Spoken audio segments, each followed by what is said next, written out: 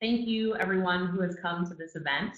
I just wanted to take a second and introduce our company real quick. So we're Customize Your Career, and we have been around for, it'll be a year in July. So we're coming up on our 1-year anniversary. We are a career educational consulting company, and we predominantly work with Chinese international students. And we work with students from all different backgrounds and areas. And we work with like interview preparation, resume cover letter help, application help, general questions, things about H-1B, pretty much anything you'd ever want to know if you're trying to get a job or an internship while you're in America. And so that's a little bit about our company and who we are. So my name is Kat, and I am the president and co-founder of Customize Your Career. And I have Vicki with me today, and she is one of my senior career counselors. And she was Elin's counselor, who you guys are all going to meet here in a second. And then Elin, if you just want to like take a minute and introduce yourself and kind of your background.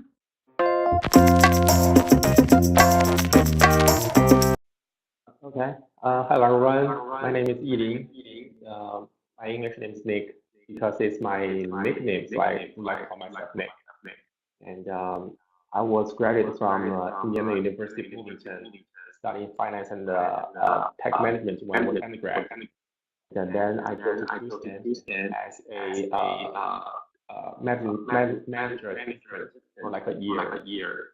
We focus on international students, services, and something like that.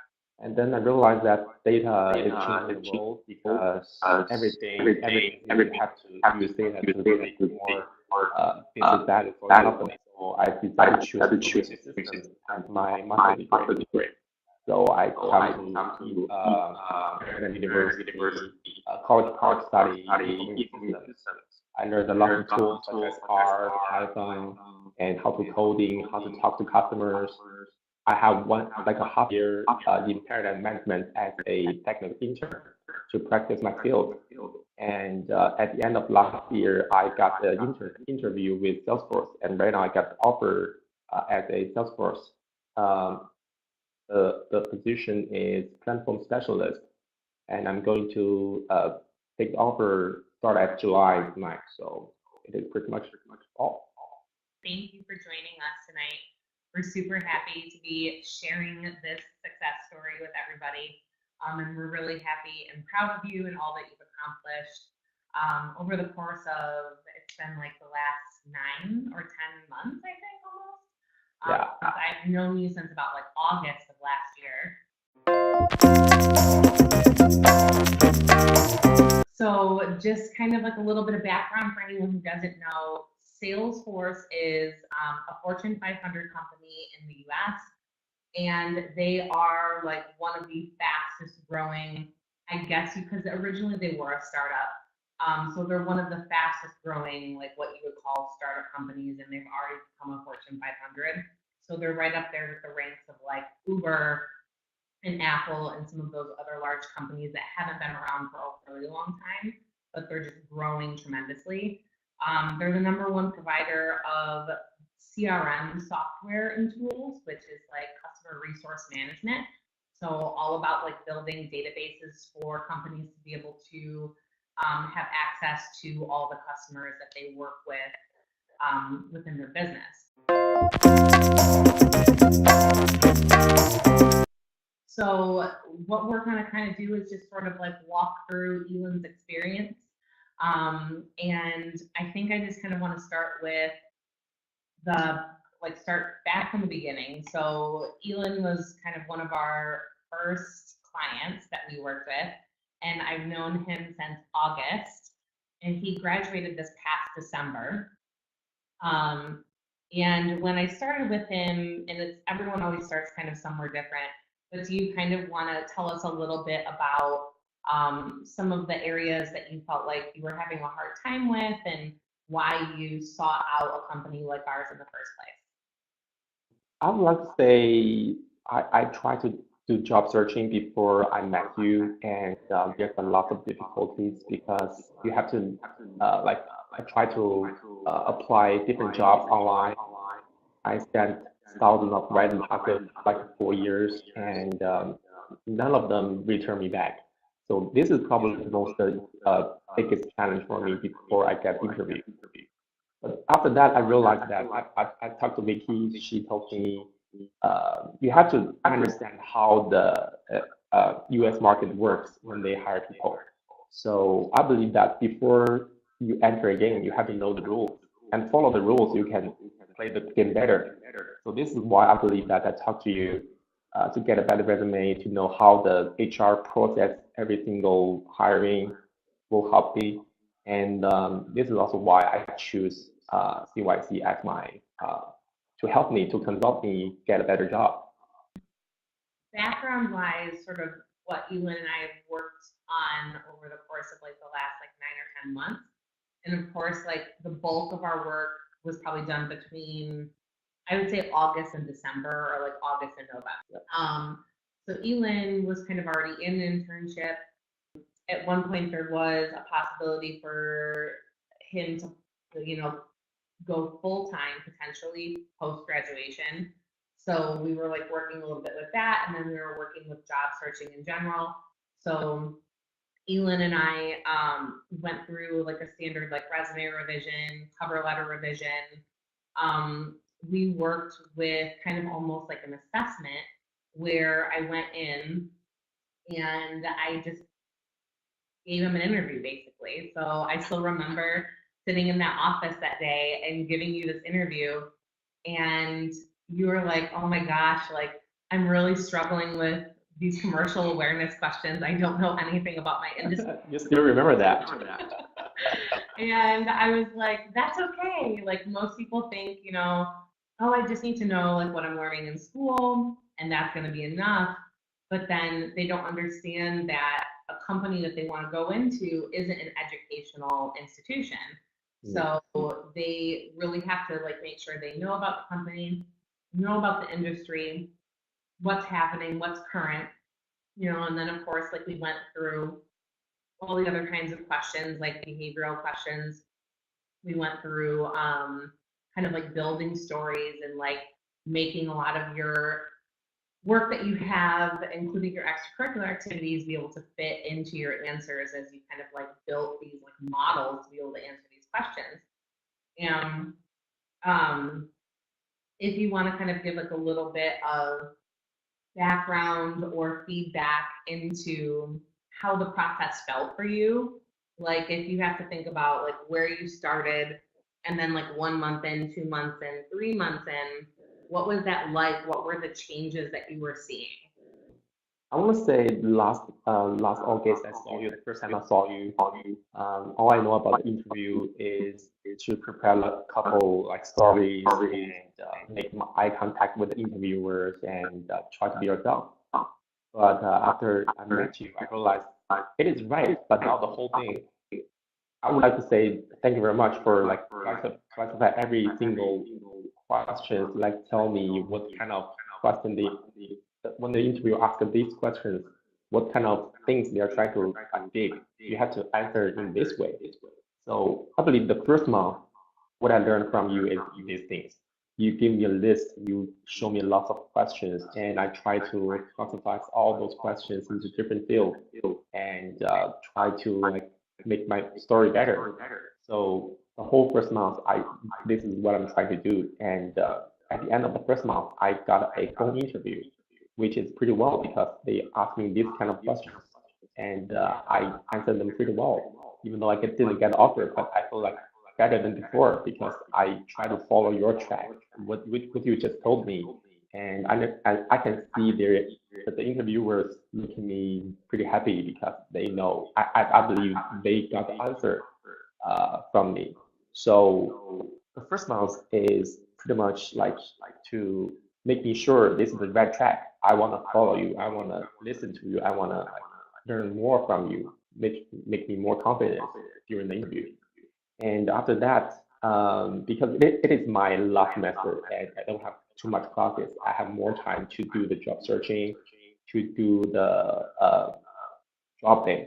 So I want to say the resume is one of the most important things to attract the HR people, because, for example, if they have hundreds of resumes, why they will pick you and give you the opportunities to do the interview. So I have to make my resume as attractive as I can, which you pretty helpful, because if I do that, there's a lot of typo. Maybe I cannot show the best of me, but you help me to work on that. Give me different type of versions of the resume, and I can apply different jobs with different resumes, which help me to get more interviews.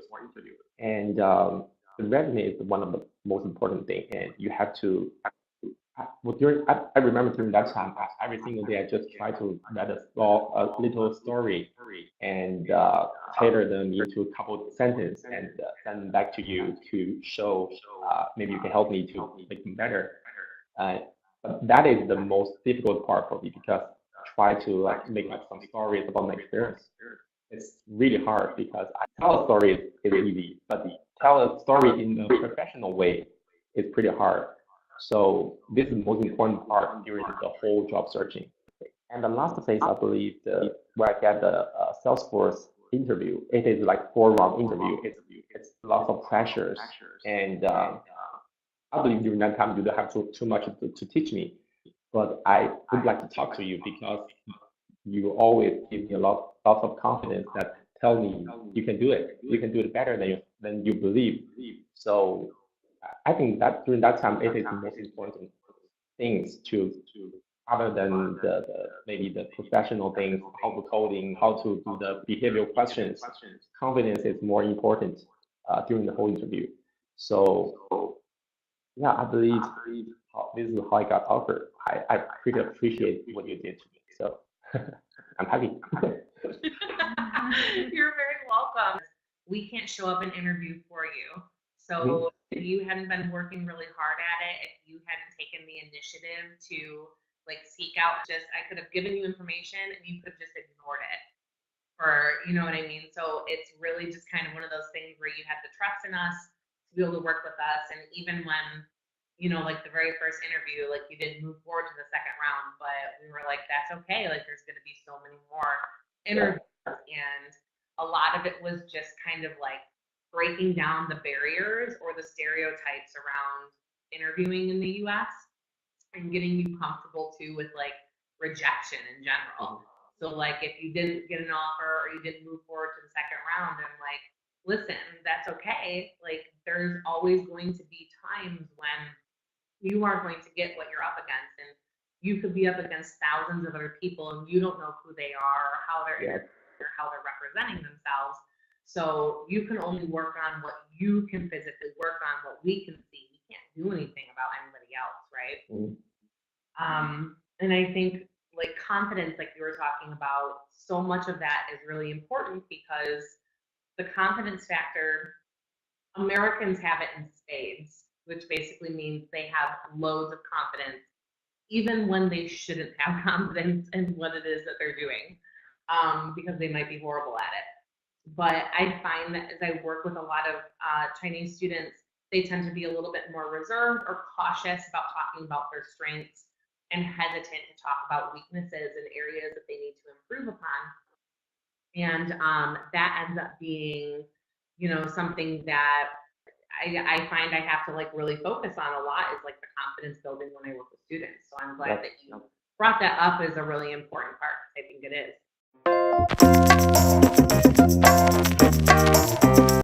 Actually, at the beginning of when I got the first round interview, I really cannot believe that there has 4 rounds interview. I just maybe 2 rounds will be fine. Then I get the offer, everyone's happy, but I think it's different. The very first interview, I want to say I'm pretty lucky, because the interviewer is my alumna. He also graduated from Indiana University Bloomington, and right now he works in Salesforce. So the chatting is pretty happy, because we talk about our university and our experience, which professor is better, which professor is making them happy.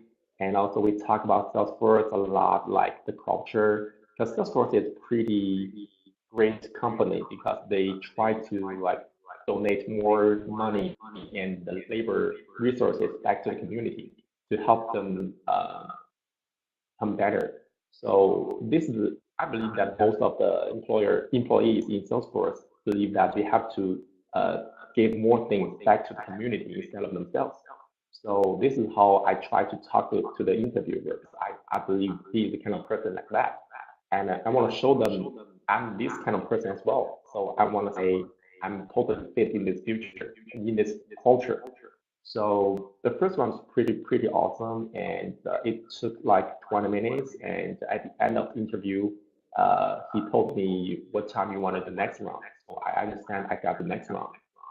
And also I want to say when you do the company background searching, it is pretty awesome if you know someone working in there. I have a friend working in Salesforce, and she told me the whole thing, how they do the company searching, what kind of things is Salesforce really needed, and I learned a lot from her, and I don't have to spend a lot of time to search the totally useless thing. So social networking is pretty important during the job searching and also the interview. The second round and third round is pretty challenged because I talked to the vice president and director of my team of the company. So they are like, in my view, they are like big people because if I talk to them, if they don't like me, they will pass me. So I'm pretty depressed and really nervous before the interview. But you know, Salesforce culture makes them a pretty nice guy because during the whole talking, they won't let you feel like you are in an interview. Instead of that, they want you to feel like you are in a home. Talk to your parents or aunts or something. So when I get started talking, I have lots of things to talk to them instead of making them ask me questions. I don't want to say this is useful for all kinds of interview, but I want to say this is the kind of company's culture. They want to make you to feel like you are in a family instead of in a company or in a task. So this is why I really love Salesforce, the company. I want to be a part of that. And during these two parts, they asked me lots of technical questions. So do you know how to use JavaScript to like do a website, or what did you do during the internship? And I don't think I answered them in the best way, and I don't think they believe it is the best thing they want to learn. But I use my enthusiasm and my positive attitude to make them they like me. So they want to know what I can do in the next round and next round. So this is how I get the final round panel interview. So I want to say most of the interviewers believe you are not a qualified people for this company. And what I try to do is make them believe I will learn how to become a qualified people in this company. So they have training, so I don't have to know a lot of technical skills or how to coding. I just want to make sure they understand that I'm a quick learner. I want to learn more, and I love the company's culture. I want to work with these people. That's enough, and they will believe you are the right people for this company, and they will train you how to do the coding. They don't want to train you how to like fit in this company because this is the kind of person they're looking for. So second round, third round is pretty interesting, but I'm nervous. But it's easier than the first round I believe. But for the final round panel interview, it is the hardest thing I ever do in the past my whole life. I want to because it's like a 1 hour presentation. You have to be prepared and talk to 6 people. All of them are either directors or vice president team. So I had to be fully prepared for all the challenging questions, and you have to know all the concepts of what you are trying to present. So that spent me like a week. I just try to do searching and prepare for the presentation and exciting questions which I don't know the answer. So that made me hard to feel like a storm. no one can break that. So that's how I do the final round interview. It is pretty interesting because besides the panel interview, you have to, like this one was there at 8 a.m. and I'm still feel excited because I cannot sleep last night. I saw like 50 people in the room waiting for an interview. I'm thinking like it is the right time to do the social networking to make sure the director and vice president out there, they're trying to they are watching you, asking you how you deal with other co-workers. Are you a good people to talk to other people? You had to push yourself before you got offered. Every single environment, every single question could be a pretty hard task for you. So before you get offered, always be prepared. Because I do a lot of preparations for the panel interview. So panel interview is like a cake because it's pretty easy. I just do what I just prepared. And the interviewers ask lots of challenge questions, but I have already prepared for that. And 2 days later, I got the offer. So happy because I understand everything I paid, everything I did is worth that. I definitely like the fact too that you talk about how important it was that you knew about their culture, you were willing to work hard, you were basically willing to do anything and everything to be able to work there. And I think it's a really important point that you bring up because a lot of Chinese students will focus on the technical background or the technical skills, which can be a disadvantage sometimes because if they feel you're too strong in those areas, they do get nervous or they do get scared that if they do hire you, they would lose you in like a year to somebody else because you're a really competitive person. And that tends to be the number one from an HR perspective. That tends to be the number one concern whenever I'm hiring someone with a technical background is if they're too good, I'm nervous that like I'm going to put a lot of time and training and energy and effort into working with this person, or the department's going to work with them, and they're going to work with us for like a year, and then like someone else is going to come in and swoop and pick them up and offer them something maybe we can't offer after we do all the training with them, right? So that is a really big part is that you just see your heart. They have to know that you're in it 110%, and it doesn't just come across that way. You have to work to show that, which I think is really important. 靠不靠谱，全靠自己。因为求职这个东西，就像你去买彩票，人家告诉你说这个号码一定中，你去试了，它不一定会中，对吧？只是付出与回报比例的问题。我觉得我选择 CYC 有2个原因吧。我对任何求职机构的帮助，我觉得都是一个辅助作用，就像是你去上大学还是靠你自己，他给你讲了这些内容以后，你怎么应用它，自己怎么是个很靠谱的人。我跟他聊了几次，感觉是非常好。我觉得他能给我提供我需要的帮助，这可能就需要涉及另外一个问题，就是说你首先要对自己有一个认识。你真正需要的，你缺少的东西，在你求职中是什么？等着 offer 砸到头上是不可能的，还是需要你不停的去努力。他只是教你一个方法，让你走捷径，不走弯路。所以我觉得判断它靠不靠谱，首先你要对自己有一个认识，你要知道你自己需要什么，他能给你什么，才是靠不靠谱的机构。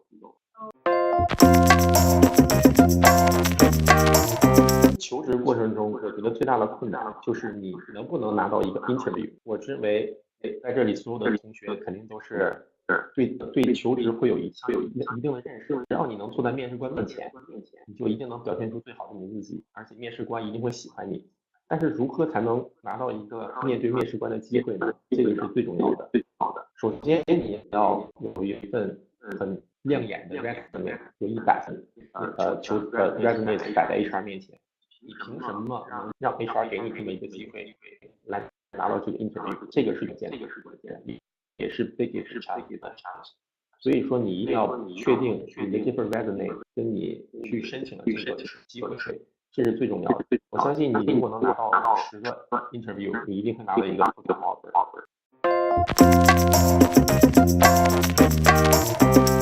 我当时选择 coach， coach，因为我大概就是那个时候很痛苦，4个月的 job searching 什么都没有拿到。我觉得那个时候呢，就是我对于我自己的认识不足，而且缺少一个领路人。career coach 他能帮你什么呢？我觉得就像一个老师，比如说你去上数学课的时候，数学老师能帮你什么呢？他就是在数学这个领域给你介绍一些捷径，让你对于1+1等于2的这个方程，然后总结，然后对这个 US market 的这个理解，给你一个非常确切的 career path， 告诉你走哪一步，这是 career coach 能帮你最大的地方。至于是不是 necessary 具体分析了。我觉得 CYC 作为一个非常好的 HR， 他帮助我的就是他把所有的可能是几千个 interview 的分类成10几大类，说这个问题是要检，这个问题要测试你什么能力，所以呢，他就是让我明白了很多我在准备这个回答这个问题的时候要怎么 prepare for this。举个简单的例子，比如说我要去专业敏感度的这个问题。他的问题非常简单，可能只是一个问你，比如说最近有什么大新闻，那我会跟他说，我说，哎，最近有亚马逊在收购 Whole Foods，那我只是说有这么个新闻，但是你来看，这个问题是在测试你商业敏感度。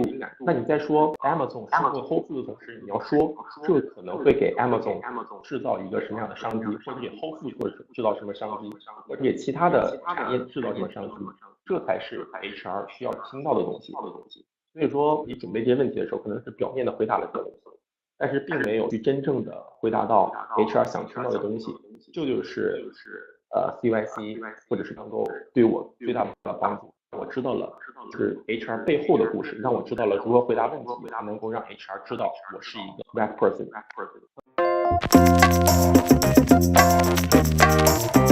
面试辅导中，我经常会尝试去跟其他人练习面试，但是经常会笑场但是我跟面试就是做 mock interview 的时候呢，就不会有这种问题，因为他是一个完全不认识的人，就是他还有这种很像 HR 的这种讲气派是吧？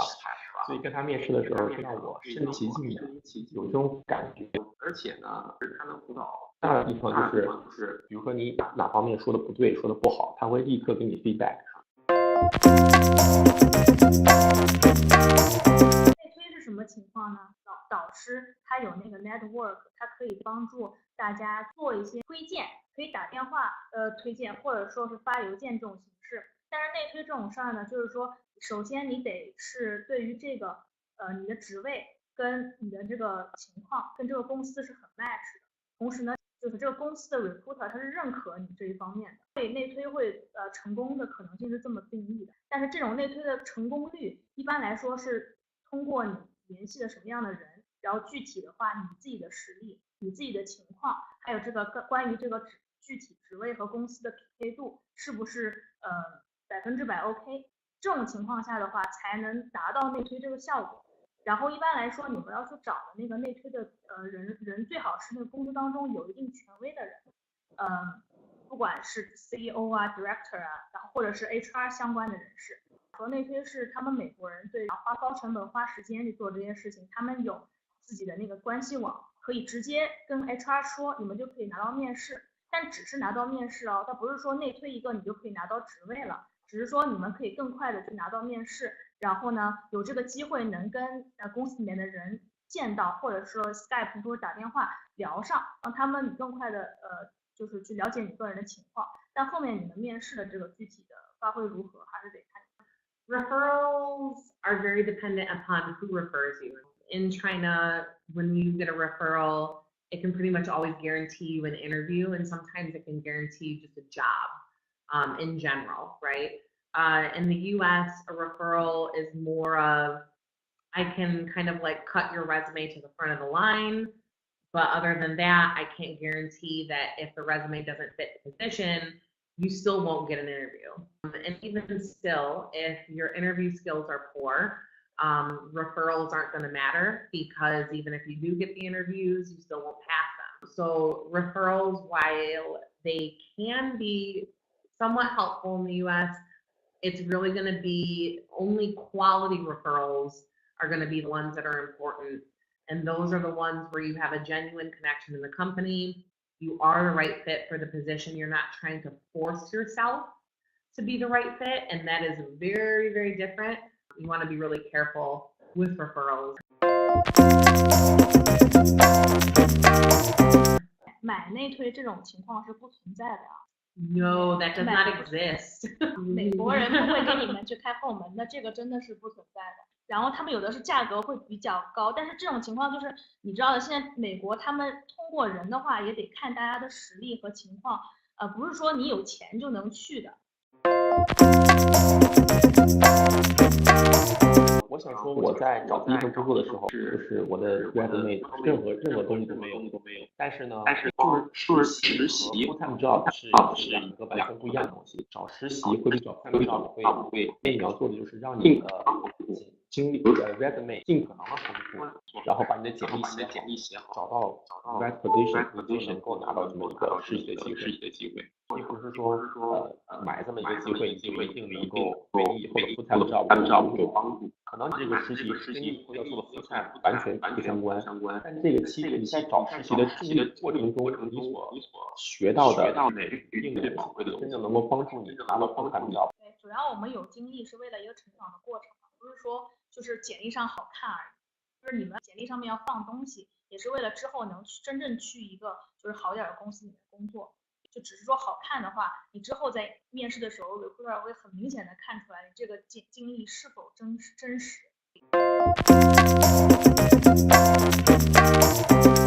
这只是我拿到了全职的结果，但是你没有看到我所付出的努力有多久。就像我说的，我在这边嘛，所以我本的时候就大概做了可能1年，大概4个月的 job searching。拿到一份工作，但是这份工作像我说的是完全不相关的。但是我本科的时候，我还做过很多 volunteer， 我还参与过一些 part-time agent。说我的本科经历非常丰富，还让我拿到了这么一个全职。那之后呢，我要进入 marketing 的领域，进入到另外一个编程的领域。所以说，这一年我每天开始去找各种各样的 project 来让我的简历。然后呢，我找了一份 internship， 在这期间我或者是编程的能力啊。然后呢，从我学研究生开始想好了以后会从事一个领域，那我要怎么办呢？首先我要把我的简历改成一份相关的 tech 的简历。之后呢，我要做比如说5个 academic project 支持我有相应的能力。那么再之后我去做这份 internship 的基础是什么呢？是我在16年8月入学间，我做了很多的相关的，然后呢去 sell myself， 去让我把我自己销售给做 intern 的人，让他知道我有相关的能力，公司内部的人沟通的能力，还有我哪方面编程能力的不足，还有我 job searching 应该做哪些。即便这样，我在8月份的时候还是去找一个相关的有专业知识的人来帮助我。你现在开始首先对你自己有个评估，然后呢知道自己缺什么，而且每天早上起来都不能放弃。而且其实我想补充一个，就是很多人毕业了连实习都没有，你可以观察一下，他们肯定都只是在努力学习。在美国是不一样的，你要去 social network， 你要去 practice English， 你要去做各种各样的你想做的不想做的事情，不停的充实你自己，才能拿到你想要的工作。